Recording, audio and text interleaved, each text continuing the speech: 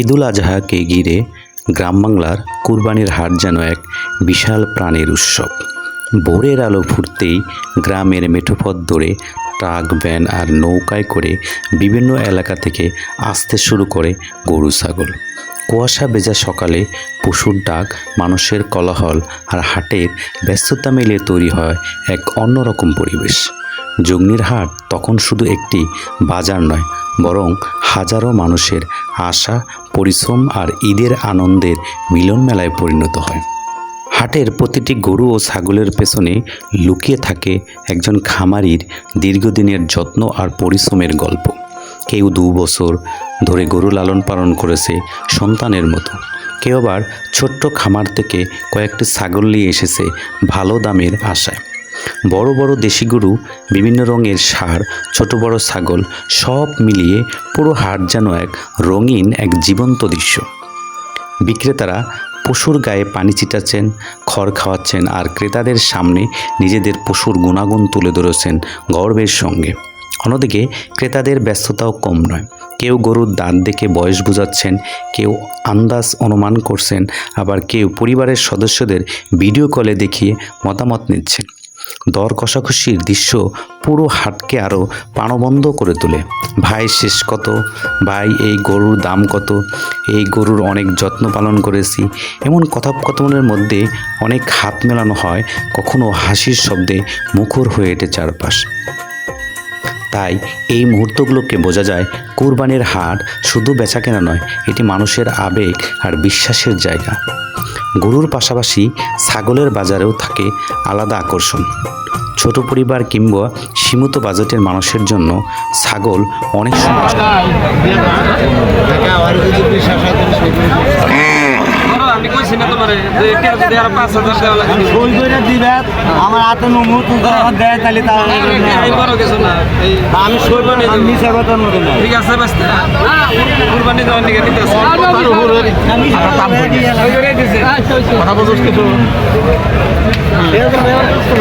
কথার উপরে দাম কই নাই। এখন 30,000 করে ওরাও জানে, ওই যে সিরাজুলের বাইরে আছে হ্যাঁ জানে, এলে এখন 30,000 বেচবা আমার কিছু করে দেন। এখন বাজার বা মতো বেশি, আমি ওগুলো 40 টাকা দিয়েছিলাম।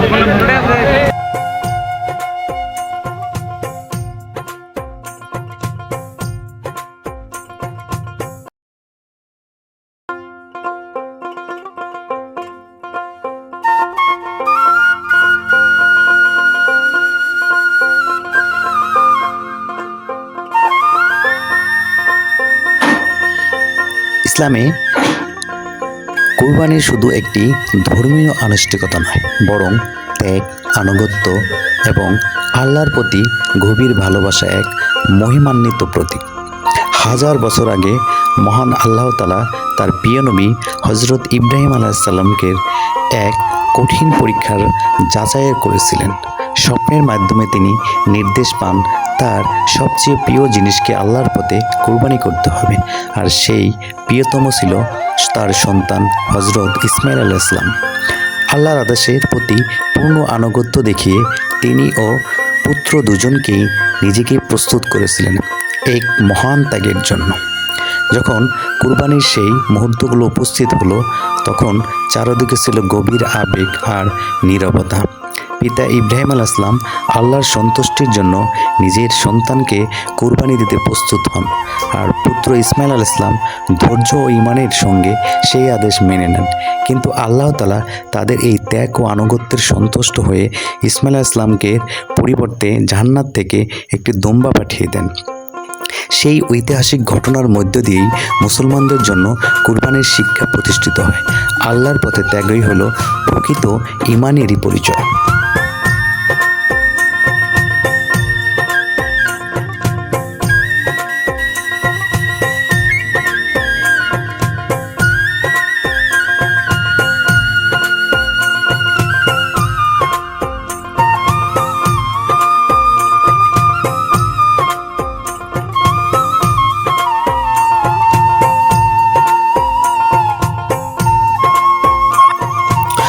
আজও পৃথিবীর কোটি কোটি মুসলমান ঈদুল আজহার দিনে সেই মহান ঘটনার স্মরণে কুরবানি আদায় করেন।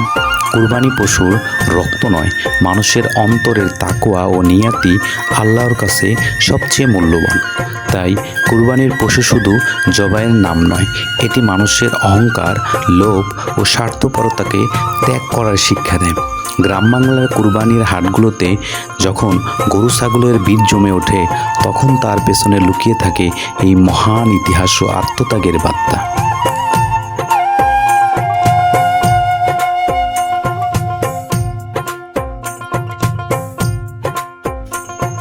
পশু কুরবানির পাশাপাশি ঈদুল আজহা আমাদের মনে করিয়ে দেয়, ত্যাগ ছাড়া প্রকৃত ভালোবাসা ও বিশ্বাসের মূল্য বোঝা যায় না।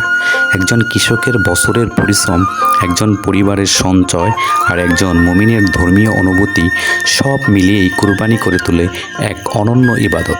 তাই যুগনির হাটে প্রতি বছর প্রতিটি ছাগল এবং প্রতিটি ক্রেতার হাসির পেছনে রয়েছে হাজার বছরের সেই ত্যাগের ইতিহাস, যা আজও মুসলিম উম্মার হৃদয়ে জীবিত।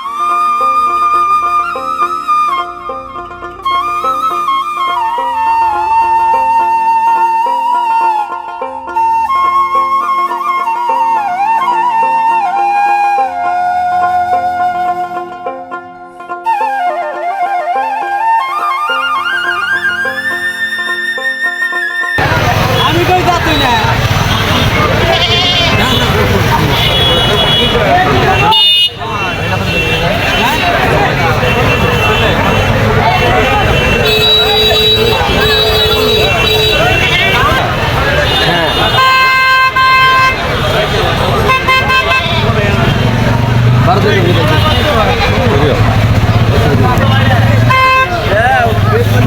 Sorry.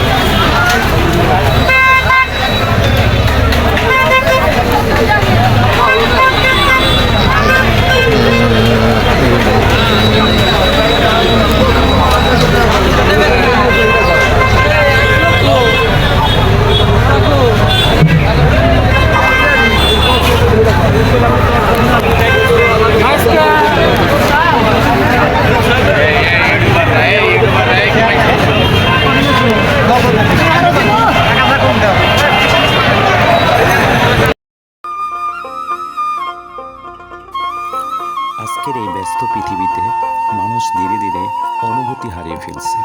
সম্পর্ক হয়ে যাচ্ছে যান্ত্রিক, ভালোবাসা হয়ে যাচ্ছে স্বার্থের হিসাব। কিন্তু কুরবানি আমাদের সবার আগে মনে করিয়ে দেয়, মানুষ তার সম্পদ দিয়ে বড় হয় না, বড় হয় তার ত্যাগ আর মানবিকতার মাধ্যমে। যে মানুষ অন্যের কষ্ট বুঝতে পারে, সে নিজের আনন্দের অংশ অন্যকে দিতে পারে, সেই মানুষই প্রকৃত অর্থে ধনী।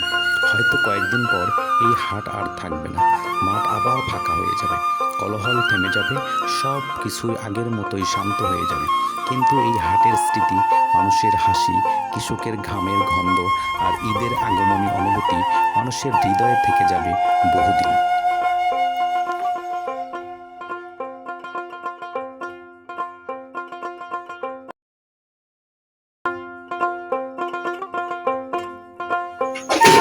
তাই কুরবানি শুধু একটি দিনের আনন্দ নয়, এটি একটি শিক্ষা, একটি আত্মত্যাগের গল্প, যা প্রজন্ম থেকে প্রজন্ম মানুষকে ভালোবাসা, সহানুভূতি আর বিশ্বাসের পথ দেখিয়ে যাবে।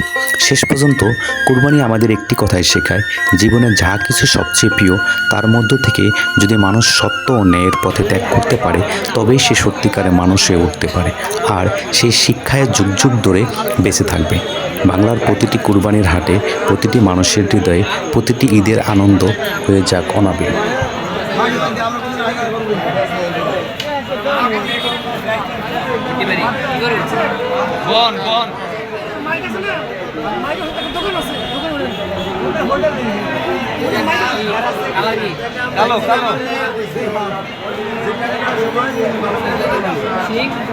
ঠিক আছে, ছোট ছোট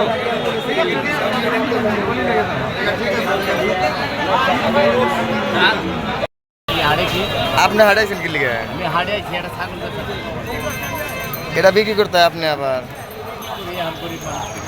তাই কুরবানির হাটে যখন সেই প্রিয় পশুটিকে নিয়ে আসা হয়, তখন একজন খামারির মুখে হয়তো হাসি থাকে, কিন্তু বুকের ভিতরে লুকিয়ে থাকে অদ্ভুত এক কষ্ট।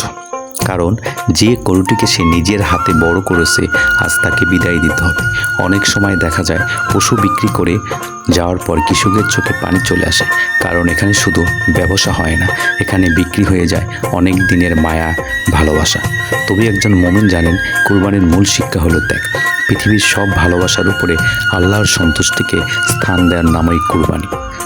পশু দেখার পাশাপাশি আমরাও ধীরে ধীরে হাটুরিয়াদের মতো বিদায় নিলাম। আল্লাহ হাফেজ।